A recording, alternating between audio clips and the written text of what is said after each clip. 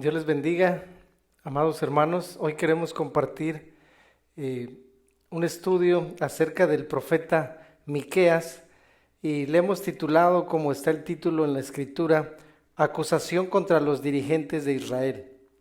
Y para eso vamos a ir a las escrituras en el libro del profeta Miqueas, capítulo 3, y aunque vamos a hablar desde el verso 5 al 12, vamos a empezar desde el versículo 1.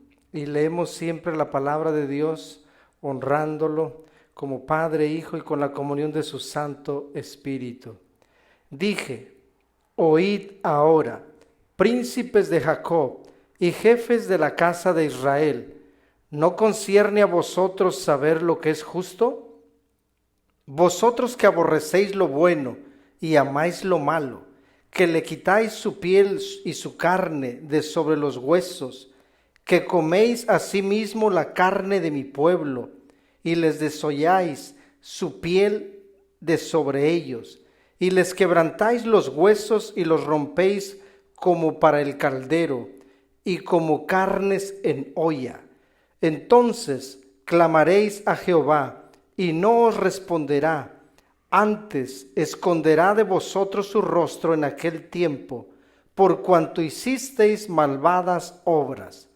Así ha dicho Jehová acerca de los profetas que hacen errar a mi pueblo y claman paz cuando tienen algo que comer, y al que no les da de comer proclaman guerra contra él.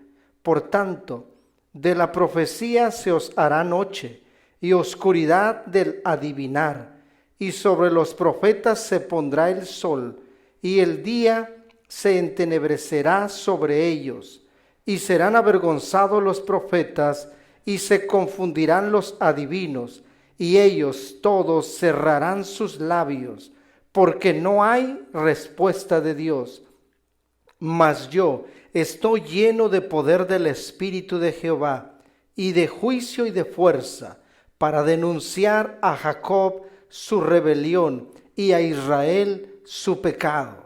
Oíd ahora esto, jefes de la casa de Jacob y capitanes de la casa de Israel, que abomináis el juicio y pervertís todo el derecho. Que edificáis a Sión con sangre y a Jerusalén con injusticia. Sus jefes juzgan por cohecho y sacerdotes enseñan por precio, y sus profetas adivinan por dinero, y se apoyan en Jehová diciendo, ¿no está Jehová entre nosotros? ¿No vendrá mal sobre nosotros? Por tanto, a causa de vosotros, Sión será arada como campo, y Jerusalén vendrá a ser montones de ruinas, y el monte de la casa como cumbres de bosque. Bendito y amado Dios, gracias por tu palabra. Te pedimos siempre dirección, Espíritu de Dios, para que seas tú hablándonos, exhortándonos a través de tu palabra, en el nombre precioso de Jesús. Amén y amén. La denuncia contra los líderes del pueblo de Dios. La verdad, hermanos, que este mensaje de Miqueas, aunque fue en otro tiempo contextual, pareciera que la historia se está repitiendo. Y a Miqueas es uno de los profetas que el Señor llamó para mandar un mensaje para su pueblo. Y obviamente por la naturaleza literaria de este libro, sabemos que el personaje principal es Dios. Dios usando a Miqueas como portavoz, como mensajero, para llevar un mensaje de anuncio y de juicio al pueblo de Dios, frente a todo lo que estaba ocurriendo en las esferas de los líderes, tanto gobernantes como sacerdotes y también los profetas de ese tiempo, porque estaban desencaminando al pueblo de Dios, lo estaban desviando de su propósito.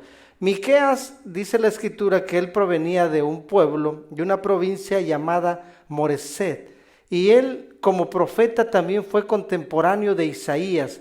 O sea que cuando predicó Isaías por un largo periodo, en ese tiempo también Miqueas estaba profetizando.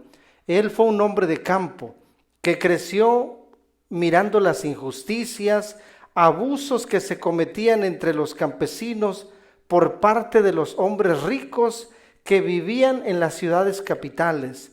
Y el pasaje de esta lectura que tuvimos tiene una estructura que la vamos a ir desarrollando poco a poco a través de este estudio para que primeramente vayamos entendiendo cuál es el mensaje de Dios para el pueblo de Israel en aquel tiempo a través del profeta Miqueas, y también cómo ese mensaje podemos contextualizarlo a nuestro día de hoy.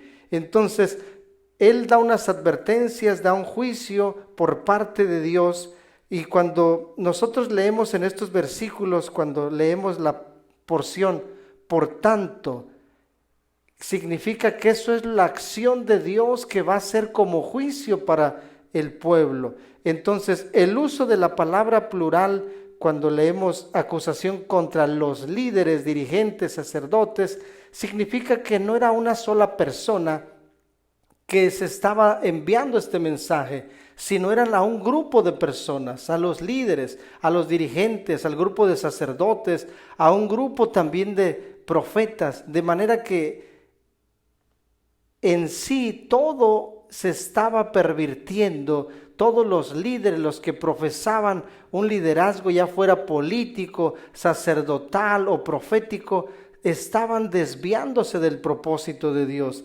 Entonces, cuando sucedió este mensaje, se hace difícil determinar la exactitud de esta profecía, pero Miqueas tuvo varios años como ministerio profético, de manera que en el capítulo 1 del libro, en el verso 1, podemos acentuar que él fue un profeta del siglo 8 antes de Cristo, y podríamos establecer un tiempo de la historia más o menos en el 742 al 687 antes de Cristo. Entonces se toma en consideración estos años por el texto que está en Jeremías capítulo 28, Jeremías 26, verso 18. Y probablemente la mayor acción profética de Miqueas fue del 714 al 701 antes de Cristo. ¿Y por qué Miqueas fue llamado por Dios para profesar su mensaje al pueblo? Porque Miqueas, como les decía, él fue como un tipo campesino, así como Amós, que Dios lo llamó de atrás de su rebaño, de su ganado. Miqueas era también un campesino, vivía en un área rural, y muy probablemente cerca él podía mirar los problemas que estaban aconteciendo en su alrededor, las injusticias sociales en su época. Aunque en ese tiempo las personas en apariencia eran muy religiosas y cumplían con ciertos ritos legalistas que la ley imponía, pero el problema es que los líderes religiosos y aún los gobernantes vivían con una doble moral, y eso, hermanos, no está nada ajeno a nuestra realidad de hoy. Y entonces, por la necesidad económica, los pobres ponían, ahora sí que rentaban sus tierras y a veces sacaban préstamos y terminaban perdiéndolas, porque los ricos oprimían a los pobres y los despojaban de sus propiedades cuando ellos ya no podían pagar. Entonces había injusticias en todas las áreas, y el problema no es que había injusticias, sino que los que tenían un cargo, ya fuera religioso, sacerdotal o político, ignoraban aquello o se hacían de la vista gorda. ¿Por qué? Porque obtenían un provecho también de aquellas injusticias. Ese es el marco histórico, social, político, pero también vemos que Israel, Judá, están confiados que está Jerusalén, donde está el templo de Dios, y ellos de alguna manera se creen como intocables, pero la verdad es de que ignoraban o no ponían atención que había un imperio que los iba a asediar muy pronto y que pronto se estaba preparando para atacarlos, pero ellos se sentían confiados extremadamente que Dios estaba en el templo en Jerusalén. Entonces, el énfasis de este pasaje no solo descansa en presentar la condena de parte de Dios por el abuso de las injusticias que los líderes hacían directamente en el pueblo, y que además ellos recibían recompensa, pero también el liderazgo de alguna manera se aprovechaba. ¿Para qué? Para beneficiarse a sí mismo sirviendo a los demás. Entonces vamos a empezar a desglosar el bosquejo de estos versículos, y en el capítulo 1 vemos que hay un mensaje de Dios para los dirigentes políticos, y también viendo la responsabilidad de ellos, y también habla de las actitudes incorrectas de los gobernantes, que ellos odiaban el bien y amaban lo malo. Y también hay una metáfora del carnicero ahí, de que ellos estaban destazando al pueblo como un carnicero destaza a un animal. Y también está la metáfora de las fieras hambrientas que buscan comer, que gustan de desgustar, desgarrando los animales, devorándolos. Y así Dios estaba hablando metafóricamente de los líderes de Israel, que estaban haciendo lo mismo con el pueblo. Pero esa actitud de aquellos líderes tenía que tener consecuencia. De esa actitud negativa y mala, Dios guardó silencio, y Dios se apartó, se ausentó de ellos por un tiempo. Y vemos que después, ya ahora sí, en el capítulo 3 del verso 5, que es donde vamos a empezar a desarrollar nuestro mensaje, aquí vemos que hay una denuncia hacia los malos profetas. Y dice: así ha dicho Jehová acerca de los profetas que hacen errar a mi pueblo, que muerden con sus dientes y claman paz, y al que no les diere que coman, aplazan contra él batalla. Por tanto, de la profecía se os hará noche, y oscuridad del adivinar, y sobre los profetas se pondrá el sol, y el día se entenebrecerá sobre ellos, y serán avergonzados los profetas, y confundiránse los adivinos, y ellos todos cubrirán su labio, porque no hay respuesta de Dios. En primera instancia, el mensaje de Dios que emite a través de Miqueas para los malos o falsos profetas dice así: así ha dicho Jehová. Al empezar esta acusación que hace Miqueas contra los profetas, primero establece su autoridad. No utiliza sus propias palabras como diciendo yo digo, sino dice así ha dicho Jehová. Y con esa introducción él está declarando la autoridad que Dios ha puesto sobre él, que aquella palabra, que aquel mensaje, que aquella acusación o denuncia para los líderes no proviene de él mismo, sino que proviene de Dios. Por eso es de que no utiliza sus propias palabras, sino las palabras que Jehová le había hablado a él. Entonces, este es el papel fundamental de un profeta, que el profeta es un mensajero de Dios. No emite un mensaje suyo, personal, propio, sino es un mensajero de Dios, es un intermediario de Dios para con su pueblo. Entonces dice, así ha dicho Jehová, como diciendo, Dios los dice así. Entonces, el profeta es un intermediario entre Dios y la humanidad.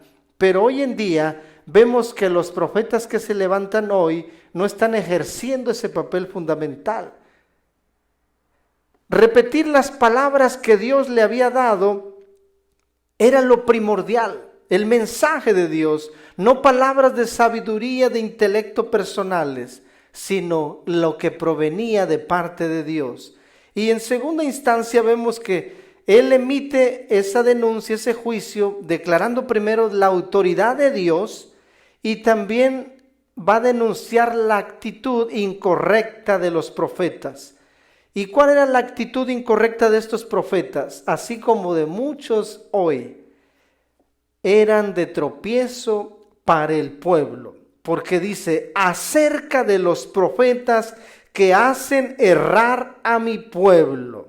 Entonces, los profetas estaban haciendo errar al pueblo, desviándolo. Las palabras del Señor que habla a través de Miqueas contrastan decisivamente con las palabras de los falsos profetas. ¿Por qué? Porque aquellos falsos profetas no estaban encaminando al pueblo hacia la presencia de Dios, sino que los estaban alejando de Dios mismo. Entonces, cuando leemos la frase mi pueblo, esto es de alguna forma algo personal que te pertenece, mío. Entonces Dios le está diciendo, mi pueblo es como mi hijo. El pueblo se ha alejado del Señor. ¿Por qué? Porque los sacerdotes, los líderes y los falsos profetas los han alejado de Él. Entonces, si Dios a través de Miqueas dice, mi pueblo se ha alejado, Él siente un dolor, una agonía, una tristeza, porque Dios ve como su hijo al pueblo. Y ese hijo está herido. Se ve como si usted ve a su hijo carnal, herido, dolido, enfermo, usted como padre se duele. Entonces Dios exclama a través de Miqueas esa frase, mi pueblo con dolor, con nostalgia, con tristeza. ¿Por qué? Porque cuando alguien ve herido a su propio hijo, siente dolor, siente aflicción. Entonces ver cómo sufre un hijo, entonces es como sufrir nosotros mismos. Y Dios está sufriendo por su pueblo. Y hoy en día sufre por su iglesia, porque la iglesia se está desviando. Cuando ese sufrimiento rompe el corazón del Señor y Miqueas mira ese pueblo como el Hijo de Dios, como los falsos profetas los hacen errar, alejarse de Dios. Entonces hay un dolor y tristeza en el corazón de Dios. Y entonces la tercera cosa ahí es de que condicionaban el mensaje del mover profético. ¿Para qué? Para sacar un provecho. Porque dice que muerden con sus dientes y claman paz. O sea, que muerden con sus dientes es cuando uno va a comer. Y claman paz, o sea que si les daban de comer, clamaban paz, aunque realmente Asiria se estaba preparando para atacarlos. Y ellos declarando paz en medio de Israel, de Judá. ¡Qué contraste! Asiria preparando sus ejércitos para venir a atacarlos. Y ellos a quien les daba de comer profetizaban paz, shalom de Dios. Pero realmente era una mentira, era una falsa. Y aquel que no les daba de comer, aplazan contra él batalla. Y hoy en día he oído visto videos y oído prédicas de algunos cuando la gente que no les da buenas ofrendas o hacen campañas y se levanta una ofrenda para tal cosa, casi profesan maldición sobre aquellos que no dan. Y eso no está muy ajeno a lo que pasaba en aquellos años. Pareciera que los profetas se vuelven mercaderes del evangelio. Estos falsos profetas eran como una máquina expendedora. Usted ve las máquinas en los edificios de que si usted quiere algo de lo que está dentro de la máquina, tiene que echarle dinero. Antes eran puras monedas, hoy le tiene que echar billetes. Y otras más sofisticadas, trae hasta para que lo haga con su tarjeta. O trae el escáner para que escanee su teléfono, el código. Todo es moderno. Entonces esa máquina no le da nada gratis. Entonces los profetas eran como esas máquinas. De que si usted le daba algo, le declaraba una palabra de bendición. Y si iba a un lugar y no le daba nada, profetizaban guerra contra ellos, maldición. Entonces eran como esas máquinas expendedoras, pero con un toque de maldad. Cuando usted echa el dinero por la rejilla, esas máquinas recibirá un mensaje de paz, del shalom de Dios. Y muchos hoy se mueven así. Que hay buenas ofrendas, buenas dádivas, y entonces declaran la bendición sobre el pueblo. Pero cuando no hay nada, entonces se enojan y declaran maldición sobre la gente. Entonces, esto no es lo que Dios quería, hermanos. Cuando estos profetas hablaban de shalom, era una falsa, era una mentira, porque el ejército asirio estaba preparándose para venir a atacarlos. Hoy en día cuando vamos a un restaurante y al final por ahí les dan unas galletitas de la fortuna. Y esas galletitas de la fortuna traen adentro un mensaje que la gente lo saca y lo lee para leer su fortuna, que ha de venir para ellos en el futuro. Algo de bendición, algo de éxito, algo de provecho.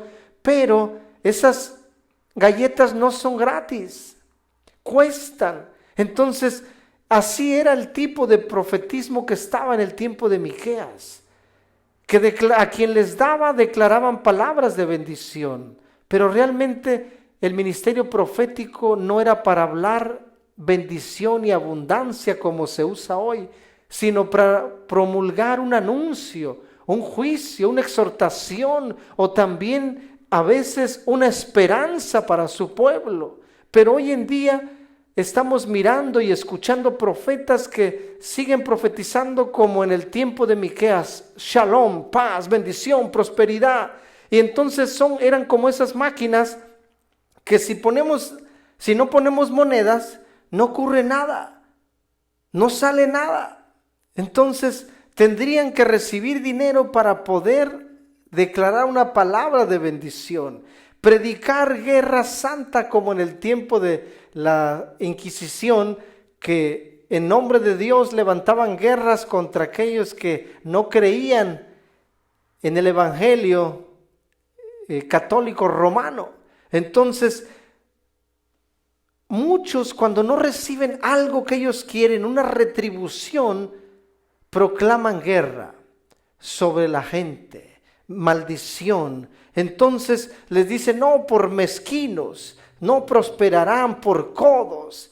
Pero hay mucha falsa profecía en este tiempo. Por eso tenemos que estar estudiando y escudriñando las Escrituras, cuál es el real mensaje de Dios para nuestras vidas, porque estos falsos profetas parecen como una mafia hoy en día. En México hay diferentes grupos de mafia en el narcotráfico, y algunos grupos van y piden cuotas a los comercios y a veces hasta las casas particulares para sostenerse, para seguir delinquiendo y seguir operando sus instituciones de delincuencia. Y pareciera que eso era igual, pero con un toque religioso, de manera que si a esas personas delincuentes no les dan la cuota, ellos pueden hacerle un mal.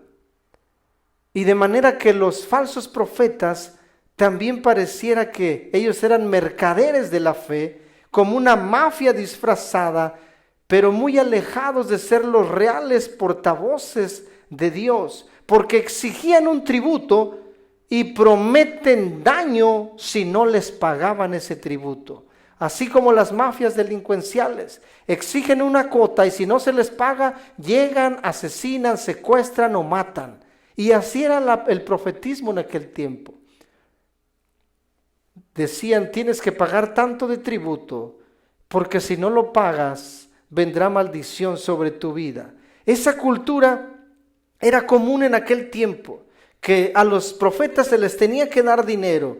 Y al igual hoy en la iglesia, pues se recogen diezmos, ofrendas, claro, para sustentar la iglesia como tal, como edificio, como organización, pero no era lo mismo que en aquel tiempo. Miqueas no está diciendo que los profetas no tenían derecho a comer de su profesión, de su ministerio, sino él está confrontando a aquellos falsos profetas que amoldaban la profecía, el mensaje de Dios, a expensas, a ofrendas de algo ilícito, algo que Dios no les había mandado hacer. Cuando tú utilizas algo para intimidar, como tipo criminal, es de que estás haciendo mal, porque tú no puedes crear cohecho o presión para que alguien te dé algo. Entonces muchos en ese tiempo no estaban contentos con lo que recibían y entonces exigían más, y si no, maldecían a las personas.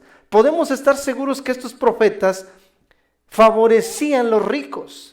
¿Por qué? Porque los ricos daban ofrendas generosas, sustanciosas. Y hoy en día vemos videos donde la gente pide ofrendas y dice aquí póngase los de 5,000, 2,000, 1,000 y allá los de 500, los de 200 hasta el final. Entonces los profetas de aquel tiempo también distinguían entre la gente y favorecían a los ricos, a los que daban con generosidad. Y entonces ese favoritismo va contrario al mensaje de Dios, al verdadero profeta de Dios, porque Dios no hace cohecho ni hace acepción de personas, sino para Dios todos somos iguales. Entonces los profetas verdaderos enfatizaban en la generosidad hacia todos y principalmente hacia las viudas, los huérfanos, los pobres, los más vulnerables de su sociedad, de su cultura, de sus comunidades. Entonces, por esta actitud de los profetas, por esa actitud incorrecta, no quedaría inmune. Quedarían presos en su propia oscuridad. Dice la Escritura, por tanto, es la sentencia de Dios, de la profecía se os hará noche, y oscuridad del adivinar, y sobre los profetas se pondrá el sol, y el día se entenebrecerá sobre ellos. Miqueas no dice que estos falsos profetas no tengan el don de la profecía. Lo que implica es que sí lo tienen, pero que son muy capaces y sagaces porque lo usan mal. Y en vez de guiar a la gente, los hacen tropezar. De manera que no están usando bien el don que Dios les había dado. Y como consecuencia de su traición, por lo tanto, dice el Señor, les quitará su don de la profecía, un castigo perfecto por su crimen. Estos falsos profetas que habían disfrutado de la visión, de la luz, de la revelación de Dios, pero ahora se iban a encontrar cegados espiritualmente. El sol se les iba a oponer de una manera que no iban a tener palabras para profetizar, ni la habilidad. Porque los que habían disfrutado de la luz serían echados a la oscuridad de la noche. Y es una oscuridad espiritual que sugiere una existencia triste y dificultosa. Aquellos que habían disfrutado de la luz iban a estar en tinieblas. Y no nada más eso, sino dice, y serán avergonzados los profetas, y confundiránse los adivinos. O sea que lo que está diciendo es de que los profetas también podían adivinar. Eso lo podemos ver en diferentes textos, pero les está diciendo que estas dos distinciones entre profeta y adivino, uno le está diciendo que es profeta, pero al otro lo está diciendo de una manera despectiva o negativa, de manera que cuando leemos esta conjunción de estas dos palabras, los profetas legítimos a quienes dirige Dios el mensaje para el pueblo, ellos utilizan sus dones divinos con propiedad, pero estos profetas dice que perderán esa luz, ese don de profetizar, pero también quedarán avergonzados y desgraciados. De manera que eso es el castigo de Dios para estos falsos profetas. Y aún sigue diciendo, y ellos todos cubrirán su labio, porque no hay respuesta de Dios. Ese enmudecimiento que Dios le dará a esos falsos profetas se asocia con el cubrir el labio, con la lamentación de Ezequiel 24:17, que es también una forma de aflicción. Irónicamente, cubrir su labio significa que no tendrán nada que decir, o sea que quedarán callados, no tendrán palabra para profetizar. Y el contraste de un profeta verdadero, en Miqueas capítulo 3, verso 8, dice, yo empero estoy lleno del Espíritu de Jehová. Yo empero lleno de fuerza del Espíritu de Jehová y de juicio y de fortaleza para denunciar a Jacob su rebelión y a Israel su pecado.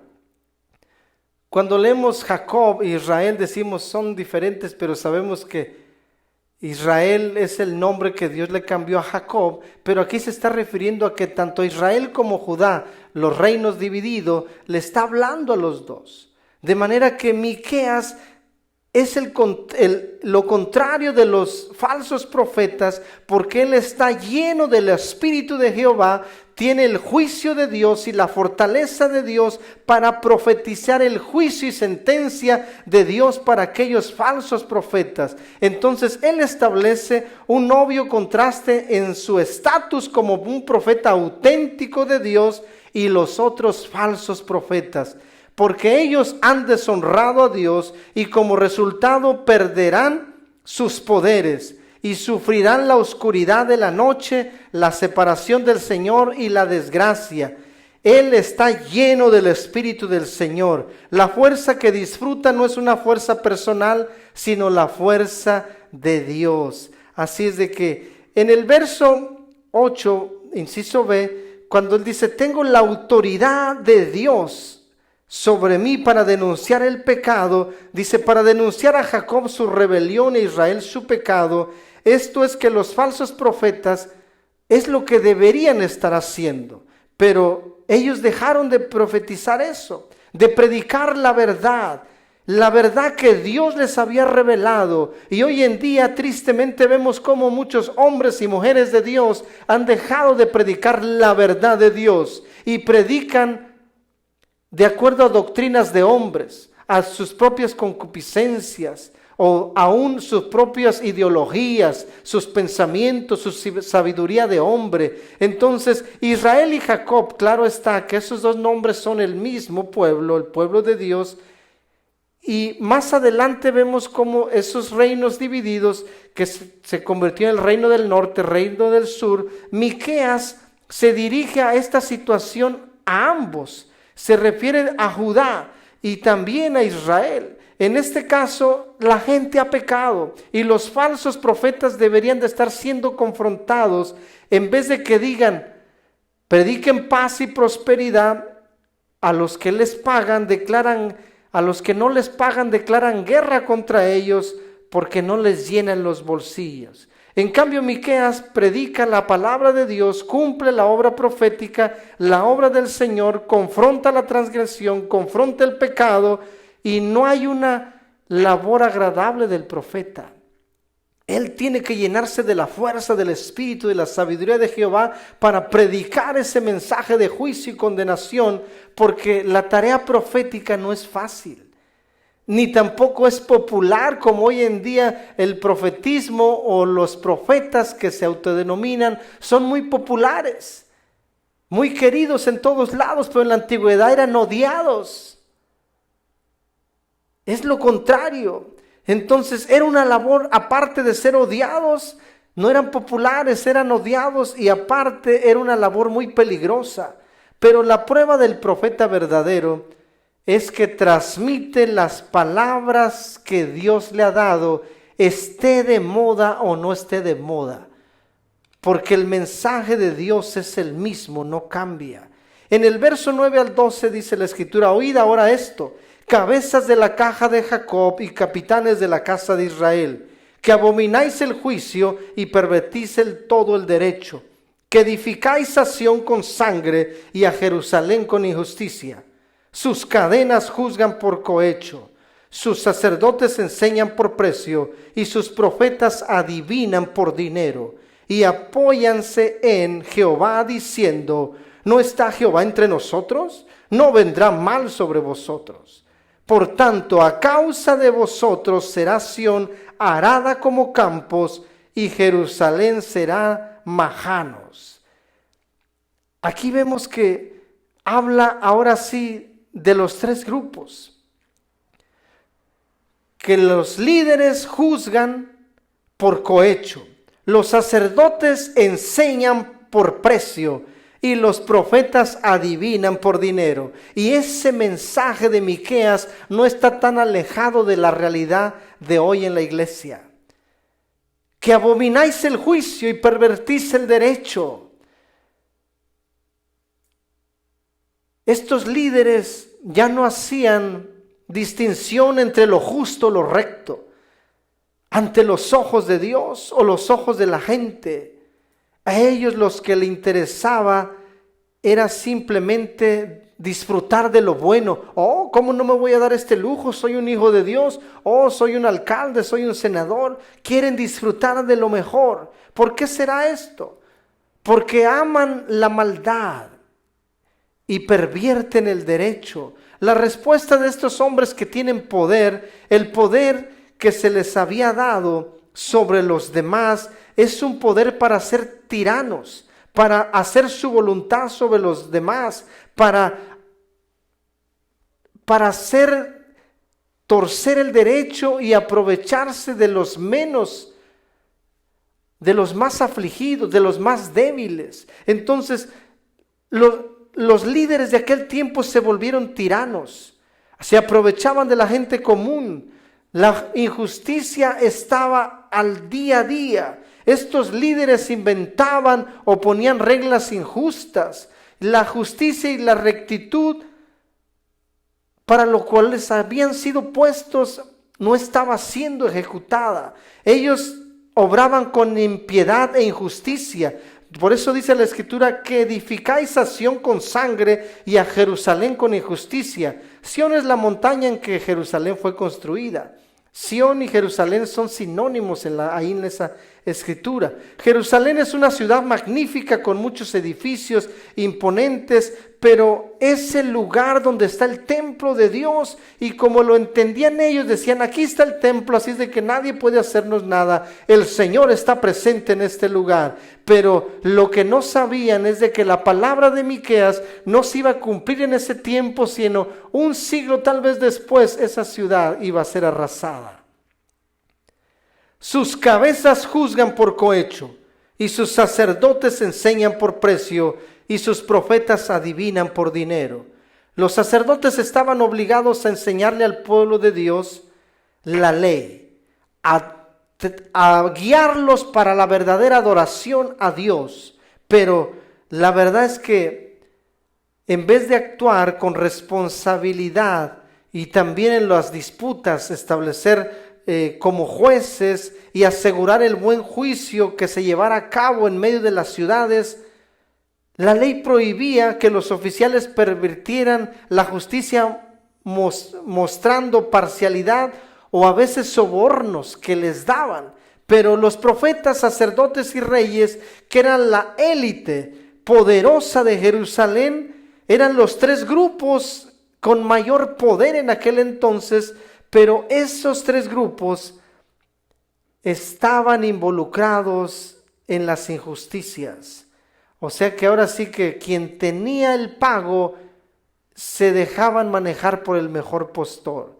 Es mucho peor que los sacerdotes y profetas también lo hayan hecho, hermanos, porque los políticos, lo entiende uno que hoy podemos decir los políticos son corruptos, pero los sacerdotes y profetas no tenían por qué hacerlo, pero ellos, la corrupción estaba en las tres esferas, porque estos tres grupos que tenían poder conspiraban entre ellos para mantener una élite religiosa y negociaban según sus poderes con los líderes civiles, de manera que decían que Dios los estaba respaldando y decían, y apoyándose en Jehová, diciendo: ¿no está Jehová entre nosotros? O sea, como diciendo, es que yo soy el sacerdote de Dios, yo soy el profeta de Dios, yo soy el rey que Dios lo puso. Entonces, la palabra apoyarse es depender de Dios. Estos oficiales corruptos se sentían seguros de representar a Israel, el pueblo de Dios, y se sentían seguros también con su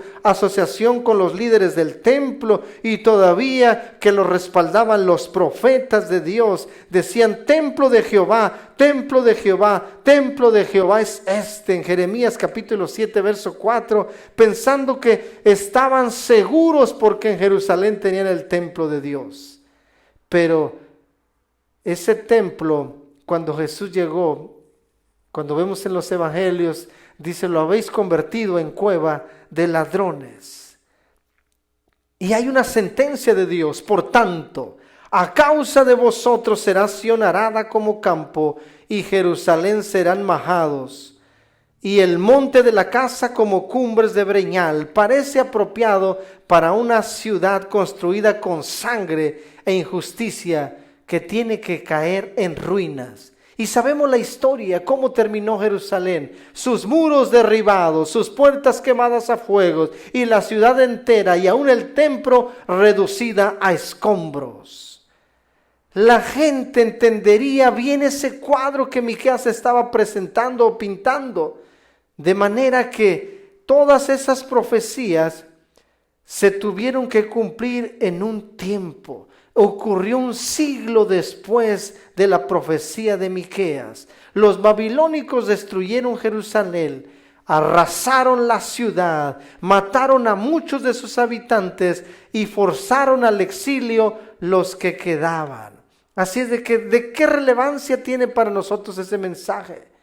De que hoy en día la iglesia del Señor, así como aquellos líderes, los gobernantes, los sacerdotes o los profetas, se han corrompido en muchas áreas de sus vidas.